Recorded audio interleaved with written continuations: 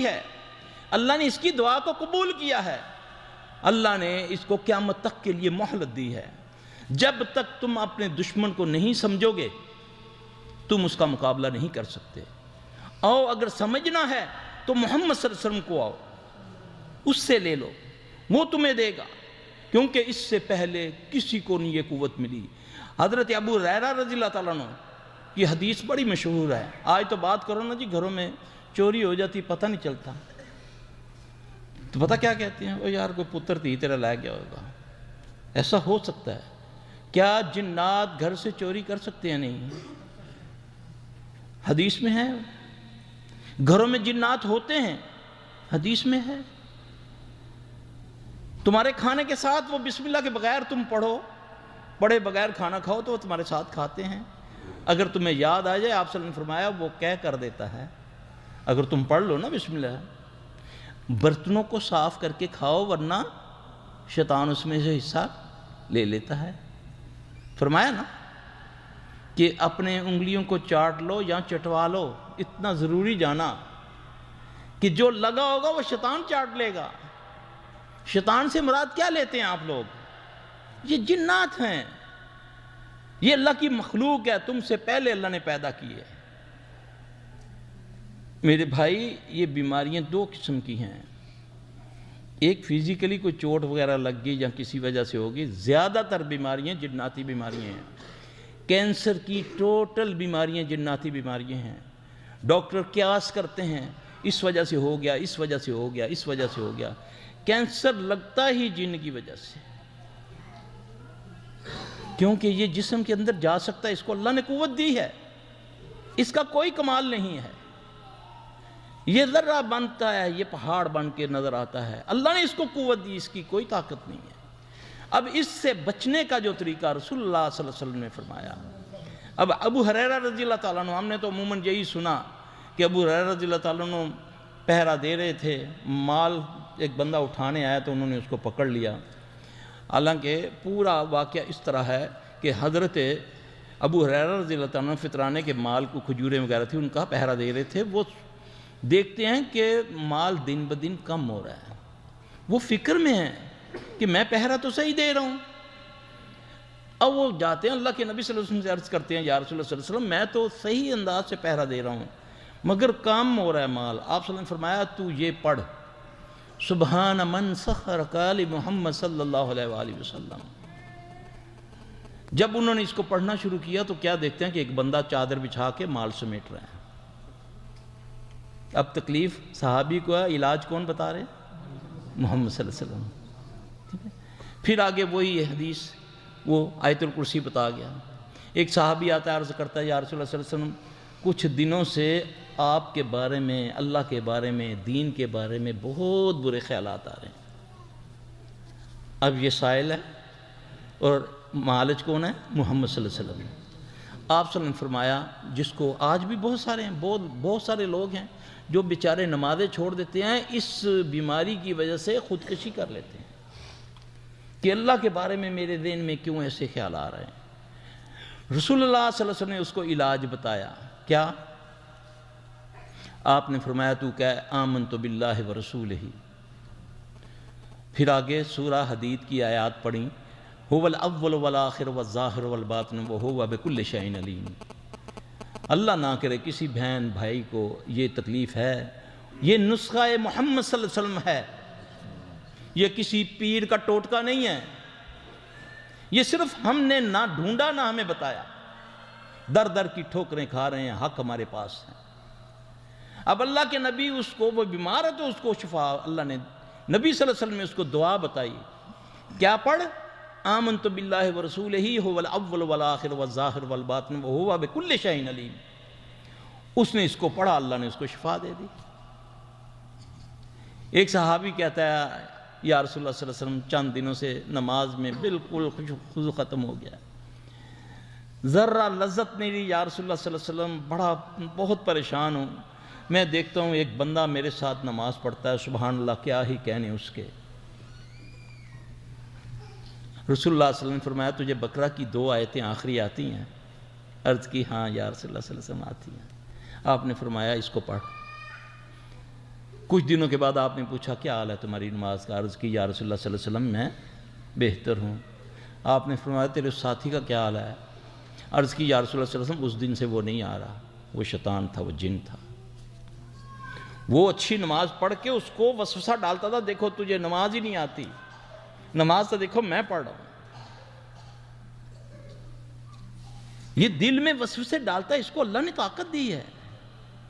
ایک صحابی آتا ہے، عرض کرتا ہے حضرت امامہ رضی اللہ تعالیٰ عنہ، یا رسول اللہ صلی اللہ علیہ وسلم کچھ دنوں سے حالات خراب ہو گئے ہیں، سستی ہے، کاہلی ہے، قرض چڑھ گیا ہے، سونا مٹی بن گیا ہے، گھر سے نکلنے کو دل نہیں کرتا، مقروض ہو گیا ہوں، لوگوں کا دباؤ ہے۔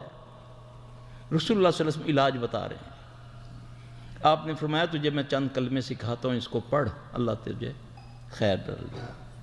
اللہم انی اعوذ بک من الہم والحزن واعوذ بک من العجز والکسل واعوذ بک من البخل والجبن واعوذ بک من غلبۃ الدین وقہر الرجال۔ صحابی حضرت امامہ رضی اللہ عنہ فرماتے ہیں کہ جب میں نے اس کو پڑھنا شروع کیا، اللہ نے میرے معاملات درست کر دیا۔ یہ نسخے بتا رہا ہوں، یہ ایگزامپل پیش کر رہا ہوں کہ صحابہ کو تکلیف ہوتی تھی، اللہ کے نبی کے پاس آتے صلی اللہ علیہ وسلم، اللہ کے نبی صلی اللہ علیہ وسلم ان کو اللہ کی طرف بھیجتے تھے، اپنے پیچھے نہیں لگاتے تھے۔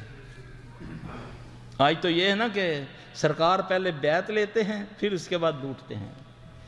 یہ کیرو بیعت نہیں ہے، ڈائریکٹ اللہ سے، اللہم ربنا۔ ایک صحابی آ کے عرض کرتا ہے یا رسول اللہ صلی اللہ علیہ وسلم مقروض ہوں، بہت ہی قرضہ چڑھ گیا ہے۔ یہ بلکہ یہاں جو تفسیر ہے اردو والی، اس میں وہ واقعہ ہے، سورہ آل عمران کی آیت قول اللہم مالک الملک تؤتی الملک من تشاء۔ لوگ کہتے ہیں نا کہ یہ قرآن اس لیے نہیں آیا، آج کیوں بھرمار ہے ان کی، کیوں آستانوں پر ڈھیر چڑھ گیا لوگوں کا، اس میں اہل توحید کا دعویٰ کرنے والا بھی جا رہا ہے، اس کی وجہ کیا ہے؟ اس کو جب کوئی تکلیف ہوتی ہے تو پھر ہمارے جیسے اس کو ٹرکا دیتے ہیں، پھر وہ اپنی بیٹیاں بہنیں مائیں لے کر آستانوں میں جاتے ہیں۔ اللہ کی قسم ہندوؤں کے پاس علاج کراتے ہیں اہل حدیث جا کر، کیونکہ ہم نہیں ان کو بتاتے علاج موجود ہے قرآن و حدیث کے اندر۔ جو آتا ہے وہ پھر اپنی لوٹ ماری میں لگ جاتا ہے۔ میرے زیادہ تر شاگرد پیشہ ور بن چکے ہیں، آتے ہیں کام کرنے کے لیے، آتے ہیں چند دن بیٹھتے ہیں، اللہ کی قسم جا کر دکانیں کھول لیتے ہیں، صرف نام لا جائے کہ یہ سلفی کا شہر ہے، کوئی اللہ کا خوف نہیں ہے۔ اور عوام الناس تڑپ رہی ہے، لوگ ہاسپٹل بھرے پڑے ہیں، ڈاکٹر پاگل ہو گئے ہیں، کوئی بیماری کا پتہ نہیں چل رہا، علاج موجود، گھر میں موجود۔ اللہ رب کائنات کہہ رہا ہے وَنُنَزِّلُ مِنَ الْقُرْآنِ مَا هُوَ شِفَاءٌ وَرَحْمَةٌ لِلْمُؤْمِنِينَ۔ کہتے ہیں نہیں جی یہ دل کی بیماریاں جو ہوتی ہیں نا ہمیں اس کا، تو حضرت نبی پاک صلی اللہ علیہ وسلم کو جب بچھو نے کاٹا آپ نے کیا پڑھا تھا؟ فزیکلی کاٹا تھا نا، آپ نے دعا کے طور پہ پانی اور نمک استعمال کیا، پھر اس پر فلک ناس پڑی، اللہ نے شفا دے دی۔ ایک صحابی جس کو دم کرتا ہے سورہ فاتحہ پڑھ کے، میرے بھائی اللہ پر یقین کر کے، نبی صلی اللہ علیہ وسلم پر کی باتوں کو یقین کر کے ایک لفظ بھی اگر اس سے پڑھو گے اللہ شفا دے گا۔ یہ اللہ نے کہا ہے، اللہ نعوذ باللہ جھوٹے وعدے نہیں کرتا، یہ بیماری ہے تو شفا کا کہا ہے۔ یہ وہی لفظ شہد کے بارے میں بھی استعمال کیے ہیں، یہی قرآن کے بارے میں بھی استعمال کیے ہیں۔ یہ کیسے ممکن ہے کہ اللہ اور اس کا رسول کوئی کہے اور ہمیں شفا نہ ہو؟ پھر میں نے اپنا محاسبہ کرنا ہے کہ میں قرآن گھر میں پڑھ رہا ہوں، اثر کیوں نہیں ہے؟ میں ٹوائلٹ کی دعا پڑھ کے گیا ہوں، پھر بھی اثر نہیں ہو رہا، پھر بھی جن تنگ کر رہا ہے۔ پھر میں اپنا محاسبہ کروں، اپنے رزق کی طرف دیکھوں، اپنے معاملات کو دیکھوں، کہیں میں والدین کا نافرمان تو نہیں ہوں، کہیں میں کوئی ہمسائے کو تنگ تو نہیں کرتا، کہیں جیسے بھی آتا ہے آنے دو، یہ تو نہیں ہے میرا۔ کیوں؟ ایک نوالا حرام کا کھانے سے 40 دن کی عبادت قبول نہیں ہے۔ پھر حرام در حرام چغلی کرتے ہیں، غیبت کرتے ہیں۔ غیبت کے بارے میں کیا فرمایا کہ جس نے غیبت کی اپنے بھائی کی، گویا کہ اس نے کیا کیا؟ اپنے مردے بھائی کا گوشت کھایا، یہ قرآن کہتا ہے۔ اب مردہ بھائی حلال ہے نا، حلال ہے حرام ہے انسان، پھر وہ بھائی بھی، پھر وہ بھی مردہ، پھر جب وہ کھایا ہوگا پھر دعائیں نمازیں ہوں گی قبول، پھر قرآن میں اثر ہوگا، قرآن میں اثر موجود، لیکن میری زبان میں اثر نہیں ہے۔ اللہ کے نبی صلی اللہ علیہ وسلم کا ایک یہودیہ، اس وقت جو وہ یہودیہ تھی، شفا اس کا نام تھا، آ کے کہتی ہے یا اے محمد صلی اللہ علیہ وسلم آپ اجازت فرمائیں، ہم نا ایک ہمارا جدی دم ہے، جدی دم، وہ ہم پھوڑے پھنسی کا دم کرتے ہیں، اگر آپ اجازت دیں تو میں مدینہ میں کر لیا کروں۔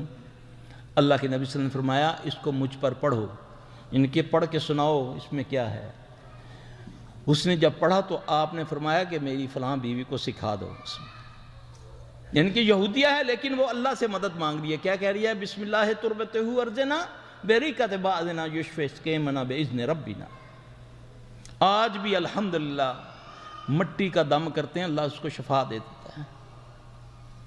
مسئلہ یہ ہے، بات یقین اور گمان کی ہے، آیا کہ میرا اللہ پر گمان ہے؟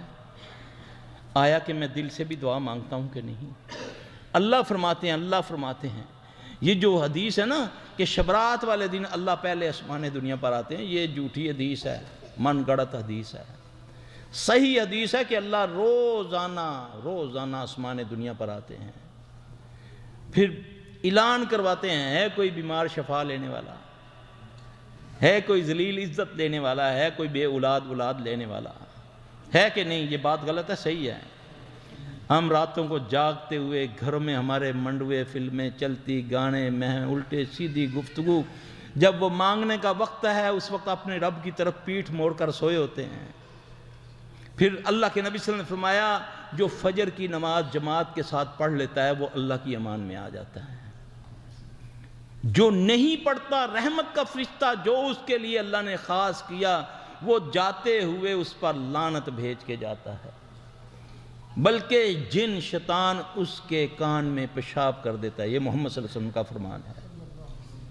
اب وہ پیشاب ہے، یہ وہ بیماریاں جو ڈاکٹروں کو سمجھ نہیں آتی، پیسے لگ رہے ہیں جی، کیمو لگ رہی ہے جی، 22,000 کا ایک انجیکشن ہے۔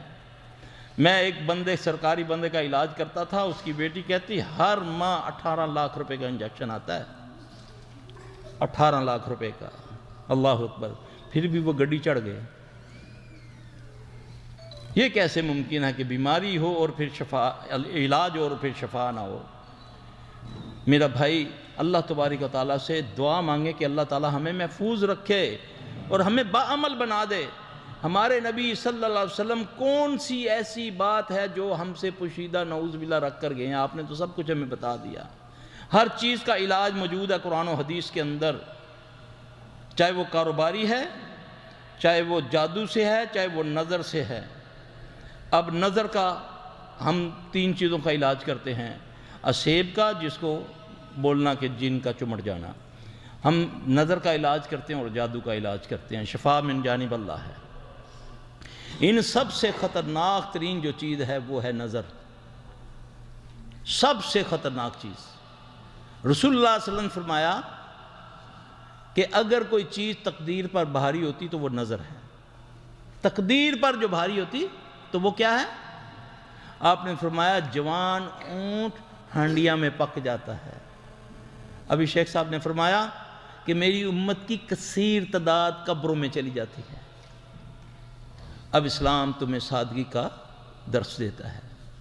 ہمارے پاس بہت واقعات آتے ہیں، ابھی شادی ہوئی، 2 دن ہوئے شادی ہوئی ہے، بچے کو دورے پڑنے شروع ہو گئے، اب وہ ہمارے پاس آئیں جی چاچی نے جادو کر دیا، ہاں جی۔ اب وہ لڑکی کہتی ہے میں نے نہیں رہنا، لڑکا کہتا ہے میں نے نہیں رکھنا۔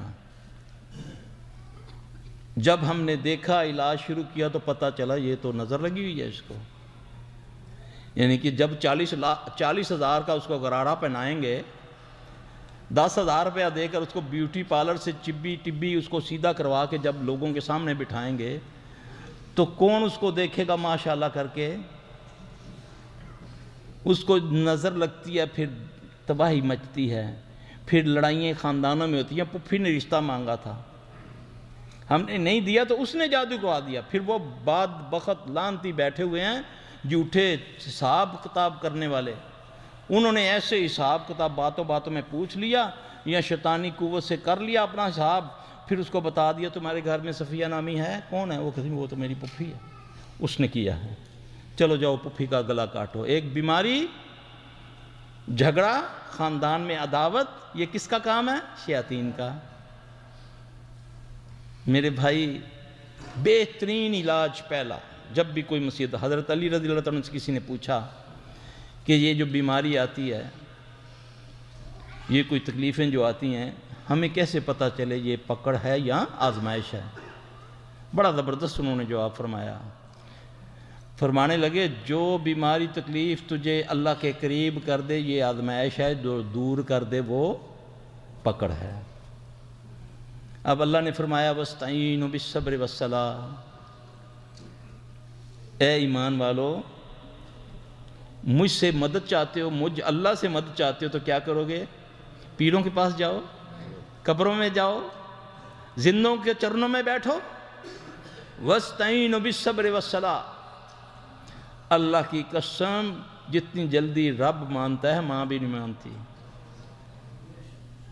مناؤ اپنے رب کو، وہی بیمار کرتا ہے وہی شفا دے گا، وہی شر پیدا کرتا ہے اسی شر سے وہی بچائے گا۔ قُلْ أَعُوذُ بِرَبِّ الْفَلَقِ مِنْ شَرِّ مَا خَلَقَ، یہ آزمائش ہمارے لیے اسی نے پیدا کی ہے، پھر اسی کو کہنا ہے ہم نے۔ وہ کتنا دور ہے تم سے، اتنے تو تم بھی اپنے قریب نہیں ہو جتنا میرا رب ہے تمہارے قریب۔ نَحْنُ أَقْرَبُ إِلَيْهِ مِنْ حَبْلِ الْوَرِيدِ، وہ تو تمہاری رگ حیات کے قریب ہے۔ تم ایک بار کہو یا رب، وہ 10 بار کہتا ہے یا عبدی۔ اس رب کی بات کر رہا ہوں جو ساری کائنات کی مخلوق بے یک وقت اس کو پکارے، وہ سب کی پکار سنتا ہے اور اس کو عطا کرتا ہے۔ وہ رات کا اندھیرا کالا، یہ پہاڑی کے اوپر پتھر کے اوپر چونٹی رینگتی، وہ اس کے قدموں کو بھی سنتا ہے، وہ رب تیرا۔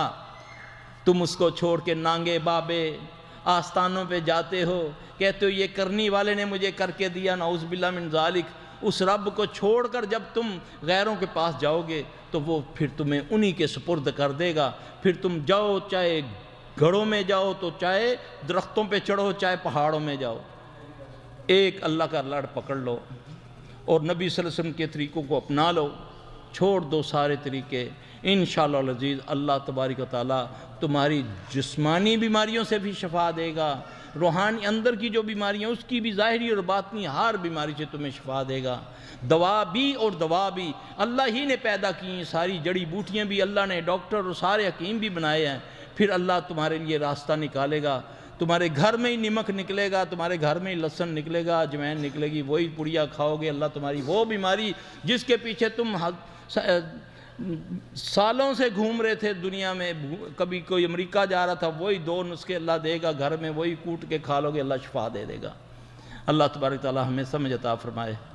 اب میرا بھائی، اگر کوئی میرا بھائی سوال کرنا چاہے تو وہ کرے، کیونکہ لمبا میں وہ کروں گا تو بولتا جاؤں گا، اب کئی دلوں میں ہوگی میرے کوئی بات میرے بھائیوں کی، تو وہ کوئی سوال کرنا چاہے تو کر لیں، اگر میں جواب دے سکا تو دوں گا انشاءاللہ۔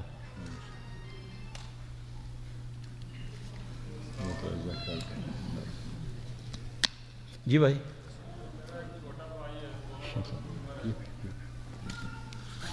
بھائی ایسا ہے کہ جو سوال ہو نا قریب آ جائے، یہاں تو کوئی ایسا سسٹم کر لیں کہ سوال لازمی ہونے چاہیے۔ بسم اللہ۔ نہیں کر سوال کرنا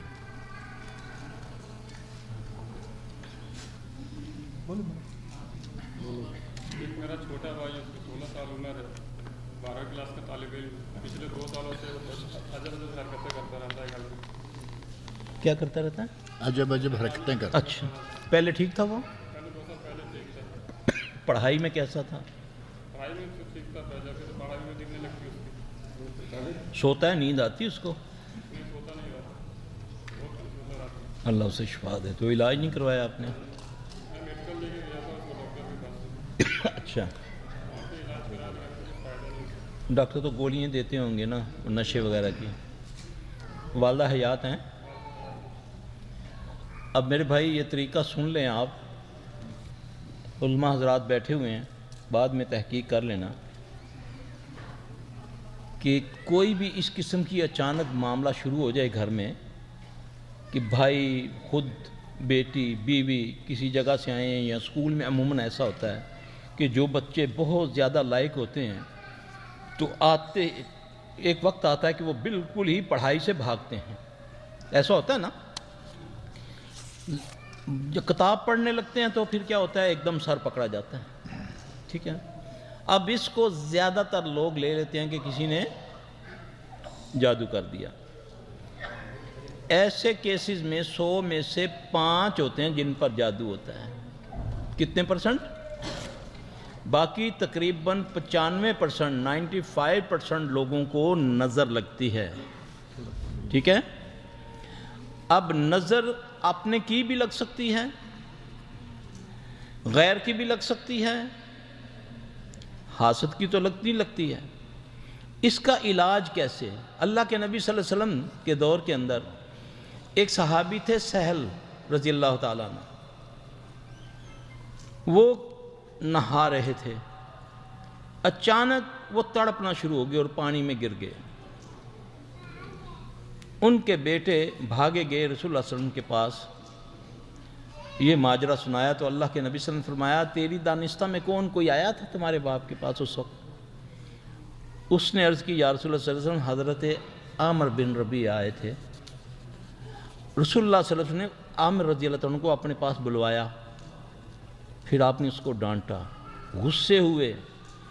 آپ نے فرمایا کیوں اپنے بھائی کو ہلاک کرتے ہو؟ بات غور سے سننا. کیوں اپنے بھائی کو ہلاک کرتے ہو؟ کیوں اس پہ جو اچھی چیز لگتی ہے اس پر اللہ کا نام نہیں لیتے ہو؟ برکت کی دعا کیوں نہیں دیتے ہو؟ اس نے جو لفظ بولے یہ تھے کہ کیا اس کا جسم ہے جیسے پردے میں چھپی دوشیزہ کا ہوتا ہے. یہ لفظ کہنے تھے تو وہ تڑپنا شروع ہو گئے.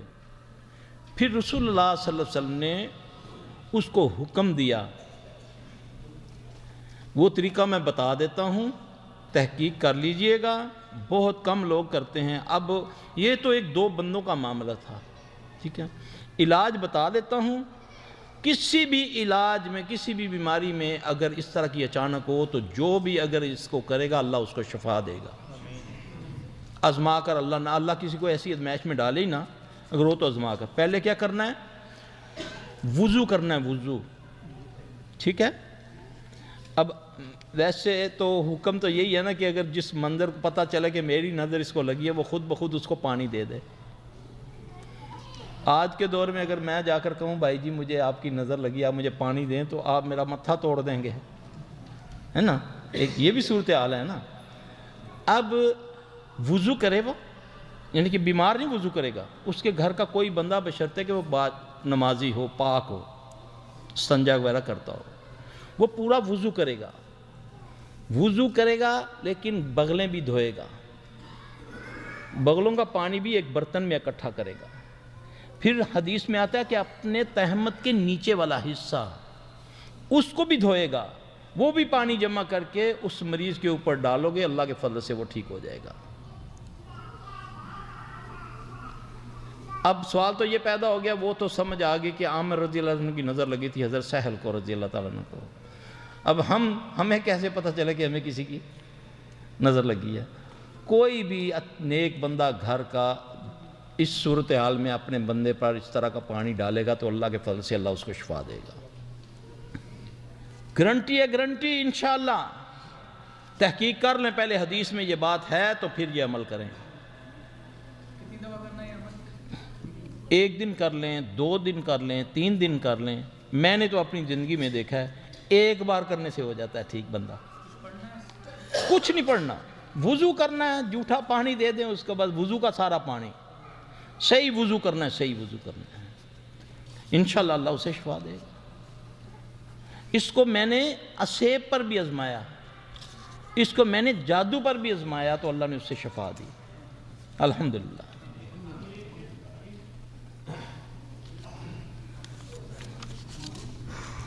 میرے پاس سوال ہے, یہ ایسا کوئی جس بھائی نے سوال پوچھا نا, ان کی امی یا ان کے ابو یا آپ, اگر آپ 5 وقت نماز پڑھتے ہیں, اللہ کے فضل سے یہ 3 دن کر لیں, یہ پانی دے دیں ان کو, ٹھیک ہے, تو اللہ اسے شفا دے دے گا انشاءاللہ تعالی. یہ بھائی نے لکھا ہے کہ جادو اور اسیب کے علاج کے سلسلے میں کوئی کتاب تو, بہت ساری کتابیں ہیں میرے بھائی الحمدللہ. ہمارے یہ اپنا دارالاسلام میں بھی ہیں کئی کتابیں, اب کس کا نام لوں.